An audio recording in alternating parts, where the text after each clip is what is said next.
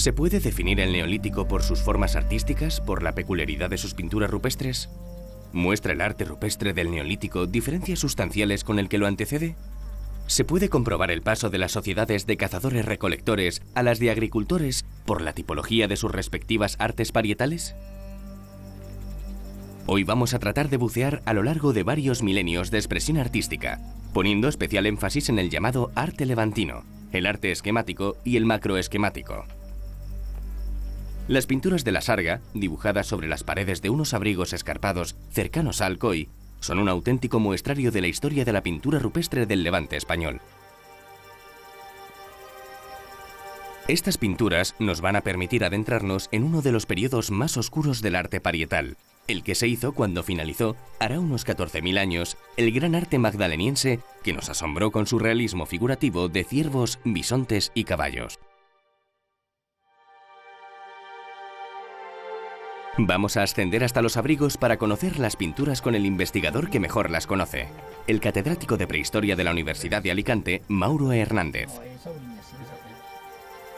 Las paredes del abrigo conforman un circo, y a pesar de que son visibles desde la distancia, sus pinturas no se descubrieron hasta 1951. No fueron estudiadas en profundidad hasta 30 años después.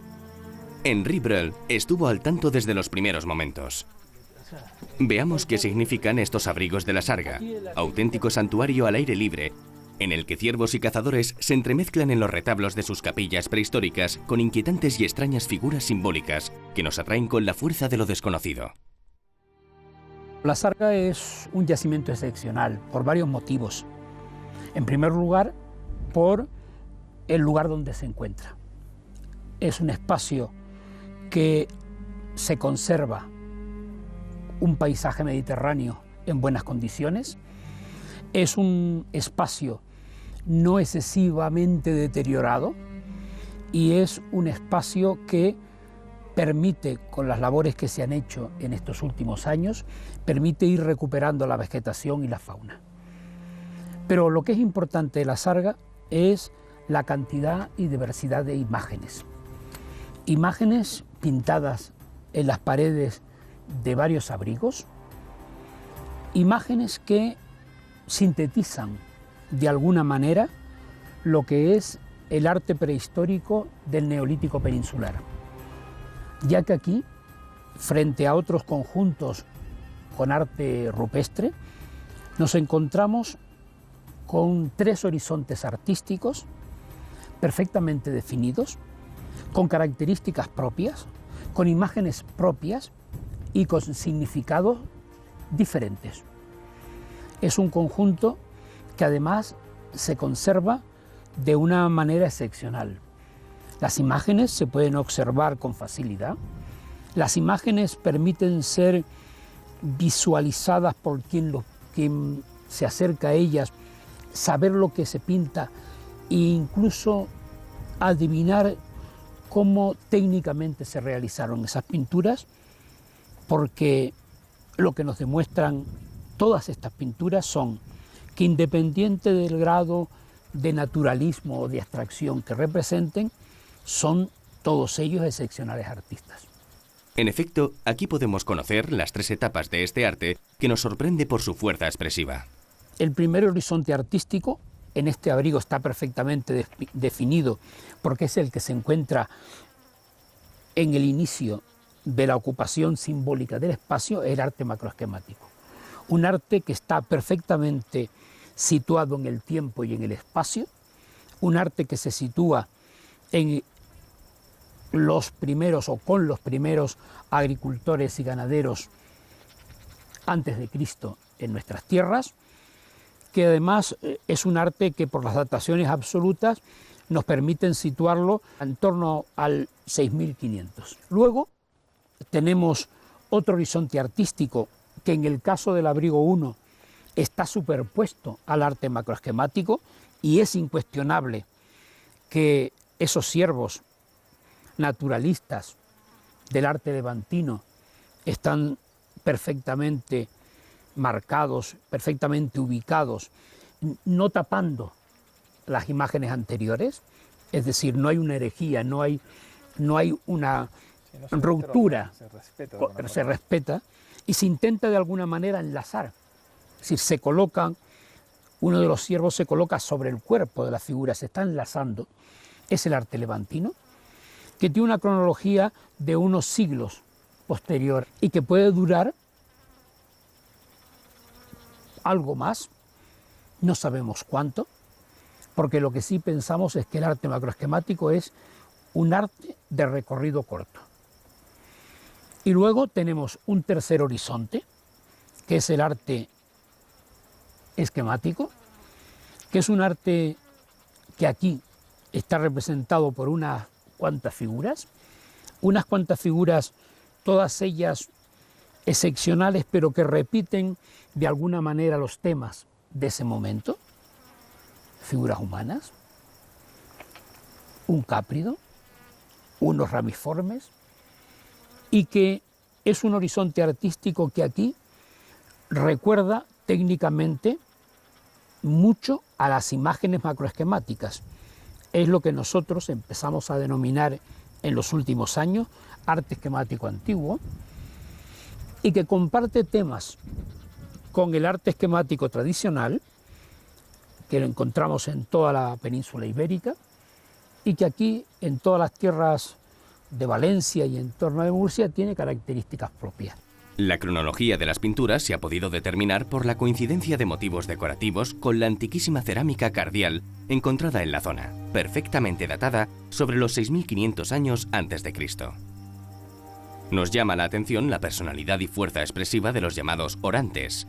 En un mismo territorio, un territorio reducido, lo que nosotros llamamos el territorio del Neolítico antiguo, que llamamos también el territorio macroesquemático, que también llamamos territorio cardial, porque la cerámica está decorada con la impresión del cardium edule.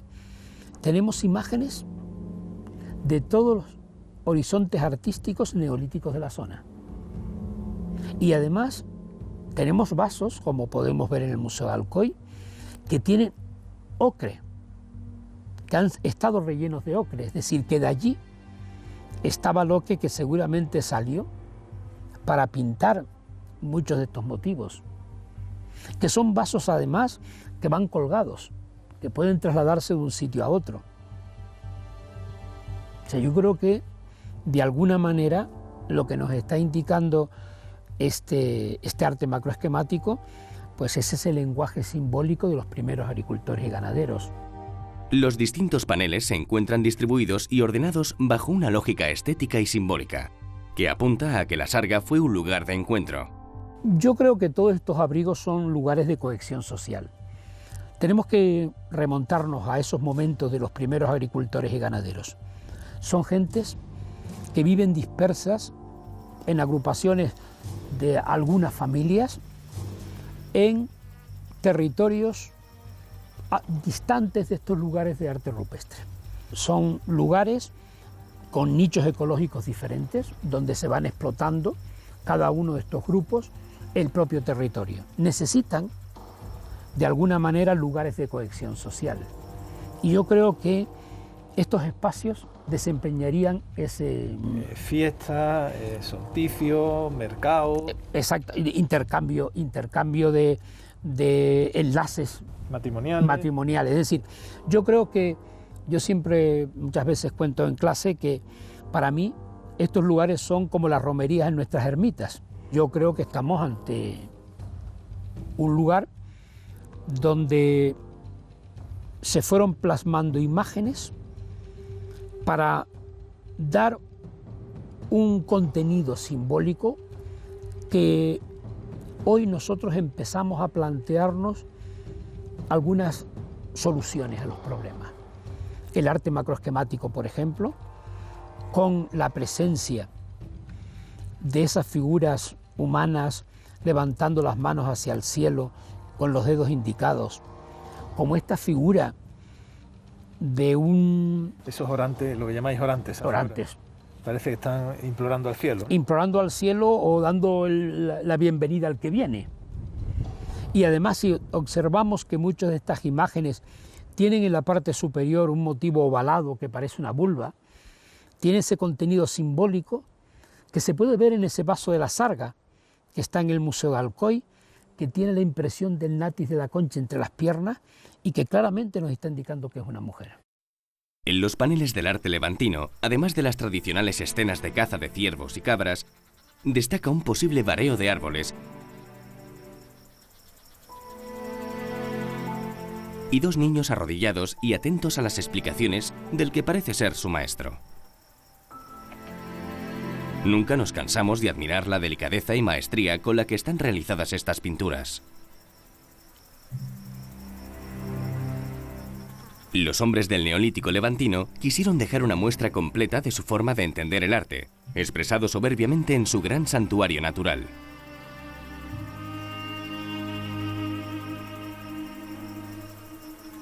Para el que se acerca por vez primera al arte rupestre, puede chocarle la perfección figurativa del Paleolítico magdaleniense, frente a la simplificación simbólica del Neolítico.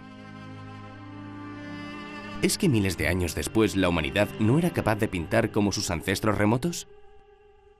No solamente son corrientes artísticas porque se extienden en el territorio muy ampliamente y con una cronología muy bien estructurada, sino que además son periodos evolutivos de la cultura humana, sobre todo de la cultura de la comunicación. Sí, como decir, en el barroco, o el gran Velázquez, claro, y después viene el gran Picasso. Y viene Picasso, o Miró, y quien lo vea de fuera parece más simple en la pintura. Pero una evolución, ¿eh? Es más un sentido, en vez de ser un sentido descriptivo, como era el arte de los paleolíticos, que en muchos casos, cuando está referido sobre todo a la fauna, tiene un sentido muy descriptivo. Este arte tiene un sentido mucho más, digámoslo así, esquemático. Yo creo que lo definiría como una protoescritura.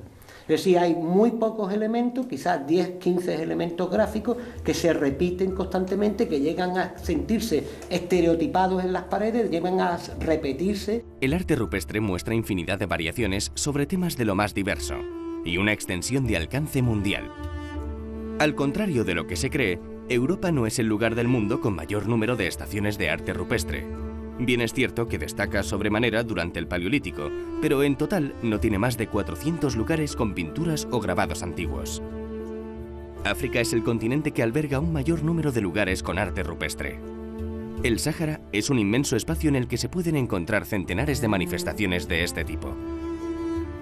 En la profundidad del desierto del Earth, en Níger, fueron descubiertos en 1997 unos petroglifos o grabados con unos 8.000 años de antigüedad, esto es, coetáneos del primer arte neolítico peninsular.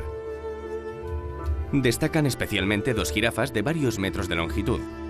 La destreza técnica de los artistas es muy notable. Las figuras tienen un gran realismo. Son fieles representaciones de una fauna que hoy ya no se encuentra en este vasto lugar. Los petroglifos de Davos nos retrotraen a un periodo climático muy distinto, cuando el desierto era todavía sabana. El hecho de que se encuentren en un lugar tan remoto nos indica que la especie humana ha sido capaz de adaptarse a todas las latitudes y que hay lugares que están poblados desde la más remota antigüedad. Las montañas del Earth se consideran la cuna del pueblo tuareg. La única gran ciudad cercana es Agadez, una de las viejas damas caravaneras del Sáhara.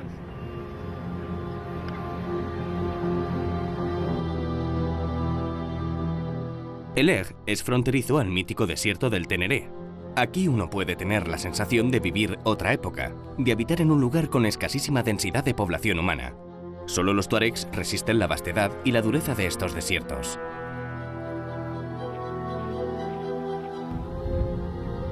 Alcanzamos los grabados de Davos justo en el momento del ocaso. El lugar, ya de por sí mágico, nos ofreció un momento extraordinario, con el sol y la luna enfrentados sobre la mole pétrea plagada de grabados. Resulta emocionante imaginar que los creadores de Davos plasmaban su arte mientras otros pintores, en la costa mediterránea de la península ibérica, hacían lo mismo. Unos cientos de años después de que se realizaran los maravillosos paneles de la Sarga, se pintó una cueva muy cerca del mar, que quizá contenga las primeras pinturas relacionadas con la vida de un hombre. La Cueva de la Victoria, en Málaga, se formó bajo el mar hace miles de años. Fuertes movimientos tectónicos la llevaron al lugar que ocupa actualmente. Esta colina es un complejo de galerías y pasadizos que muestra la ocupación por parte del ser humano desde el Paleolítico.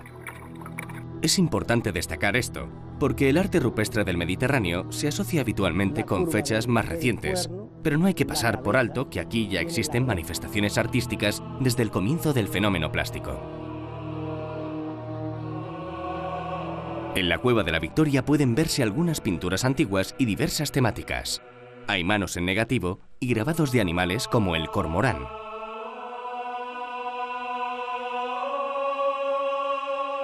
Desde atrás, desde la espalda, sube el pico y baja hasta el buche. Pero es la pintura esquemática, de hace unos 7000 años, la que tiene una mayor carga simbólica, porque puede resultar uno de los primeros ejemplos de decoración de un lugar de enterramiento. En la vinculación entre pintura, el grabado y el enterramiento, me ha gustado el símil que contabas, por ejemplo, con las tumbas, las grandes tumbas del Valle de los Reyes en Egipto, ¿no? Efectivamente, cuando visitamos una tumba en el Valle de los Reyes, entramos en un hipogeo, es decir, una cueva artificialmente construida, que tiene un corredor, llega a una sala, en esa sala están los muertos y en las paredes está relatada la historia de esos muertos. Pero esto ocurrió aquí 3000 años antes. Y en el Neolítico ocurre 3000 años antes en el sur de la península ibérica. Es decir, será el caso como es en esta sala, donde los enterramientos ocupaban la zona central de esta sala, que no tiene más allá de 4 metros de ancha por unos 12 metros de larga, y que es realmente un panteón. Pero ese panteón estaba decorado con las imágenes de esas personas, el vínculo de la vida estaba en las paredes, y los muertos reposando en el suelo. Y es que el arte rupestre en la península ibérica se prolonga durante más de 30.000 años y abarca la totalidad de su territorio. Es posible que los neandertales fueran los primeros autores de este arte. Lo más probable es que fueran miembros de nuestra propia especie. A lo largo de este inmenso periodo de tiempo, los artistas transcurrieron por estilos y formas diferentes. Algunas pinturas son claras, naturalistas, otras abstractas. En las paredes de cuevas y abrigos convive una fauna real con otra imaginada. Se plasman cazadores y chamanes, escenas cotidianas y fantasmagorías. La datación de este arte al aire libre es compleja y puede variar según la región. Uno de los lugares menos conocidos de la península es el Bierzo. Cerca de los Ancares, en la pedanía de Sésamo, en el término de Vega de Espinareda, existen varias estaciones de arte rupestre. En este verdadero paraíso natural, los seres humanos decoraron estas paredes verticales con multitud de pinturas. El problema del arte esquemático es que se llama mal, porque arte esquemático hay en el Paleolítico Superior, pero nadie dice que es arte esquemático, sino que figura. Pero lo que más llama la atención en el Paleolítico Superior son las figuras naturalistas. Aquí no las hay. En el único caso que las hay es en la zona del Levante español, que es el arte que tradicionalmente se llama levantino. Y ahí aparece también el esquematismo acompañado de eso. Y precisamente lo que va a triunfar posteriormente es el esquematismo puro, y desaparece el naturalismo. Es a él lo único que sabemos, pero esquemático ha habido siempre. Algunos de estos motivos son similares a los del arte del Mediterráneo y del sur peninsulares. Lo que sí parece muy circunscrito al ámbito levantino es el llamado arte macroesquemático. En la sarga podemos encontrar, a veces en paneles independientes y en otros bajo pinturas de estilo levantino que fueron respetadas, este tipo de arte macroesquemático.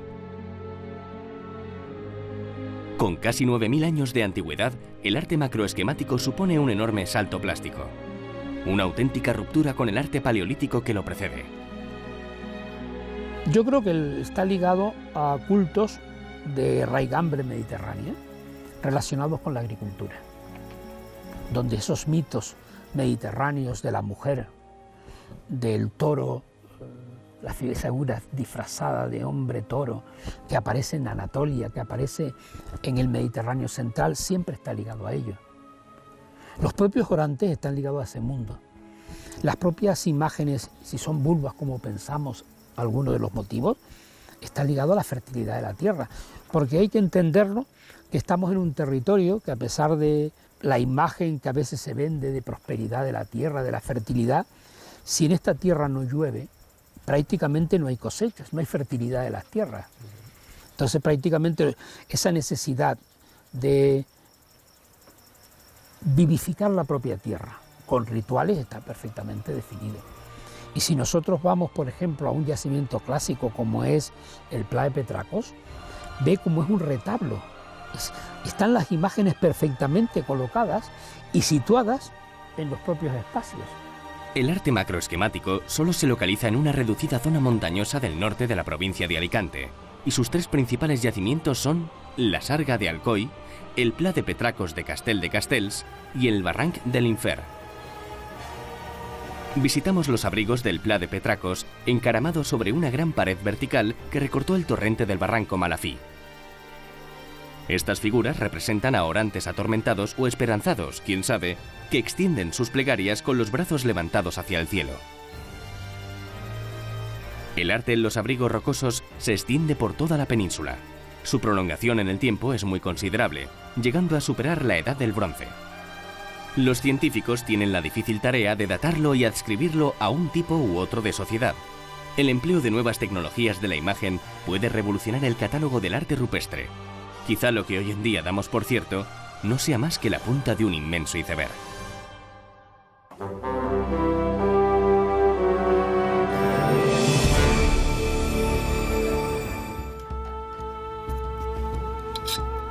Cuando en una excavación arqueológica se pretende obtener material genético, hay que extremar las precauciones para no contaminar las muestras.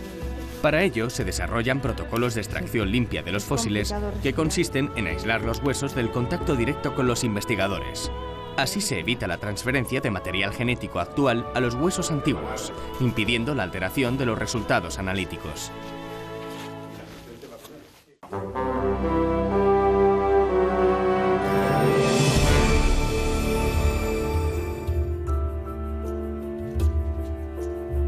El hombre que descubrió estas piezas en las entrañas de la Tierra protagonizó una de las historias de los pioneros de la arqueología más dramáticas y a la vez heroicas de las que tenemos constancia.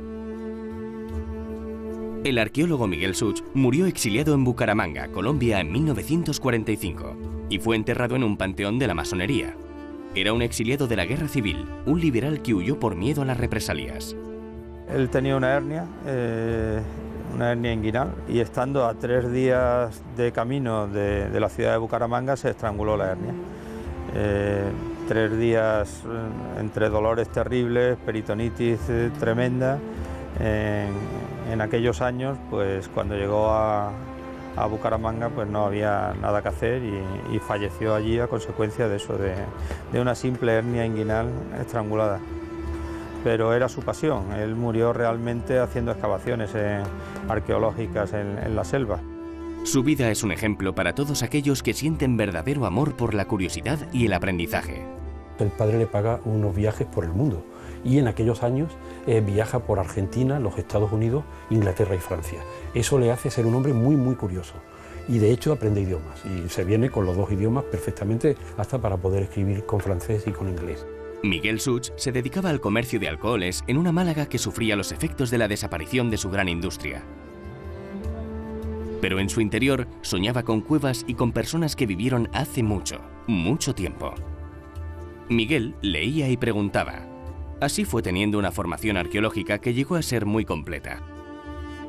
Leyó y preguntó sobre geología, sobre metalurgia y cerámica. Preguntó a los antropólogos para saber qué escondían los muertos. Dedicaba los domingos a la exploración y durante una de sus aventuras tuvo la suerte de descubrir un yacimiento que actualmente está desaparecido, el Hoyo de la Mina. La cueva de Hoyo de la Mina y esta monografía es de las más importantes de la prehistoria de España. De hecho, en la documentación que tiene la familia Such hay multitud de prehistoriadores clásicos de la prehistoria española hasta los años 50 y 60 que le piden ejemplares del libro de Hoyo de la Mina, que claro, después de la guerra quedó pues unas cajas que se quedó la familia. Es decir, fue un libro clave que entró en los manuales de la prehistoria española, que Almagro lo citó mucho, Santa Olalla, Jordá, Fortea, una obra clave porque era un yacimiento muy atípico pero muy interesante. El abate Braille, pues le proporciona relaciones con otros científicos, ¿no?, de la época, ¿no?, y Obermayer, por ejemplo, y bueno, pues otros científicos, ¿no?, de Europa, ¿no?, y a partir de sus primeros análisis y estudios, ¿no?, que realiza su publicación, ¿no?, en lo que es el avance al estudio de la caverna del Hoyo de la Mina, pues a partir de ahí pues se difunde ese estudio, esa publicación, y ya pues sí comienza una relación mucho más estrecha, ¿no?, con los restantes científicos de la época. La relación con el abate o Henry Breuil, pues tan importante, ¿no?, que de hecho la dedicación de la propia publicación se la dirige él, ¿no? Se lo dirige, ¿no?, pues al profesor, ¿no?, del Instituto Humano de París, ¿no?, el abate Henry Braille, ¿no? Aparece dedicado. Y en cuanto al prólogo, bueno, pues comenta un poco pues cuál es la forma en que se anima a realizar esta clasificación, las técnicas, ¿no?, que utiliza, siempre tutorizado por este profesor, y en donde lleva a cabo, ¿no?, pues lo que es una técnica de estratificación que parece ser que fue en aquella fecha bastante pionera, ¿no?, y a su vez pues muy admirada por los científicos de la época. Dicen que la vida es el arte del encuentro.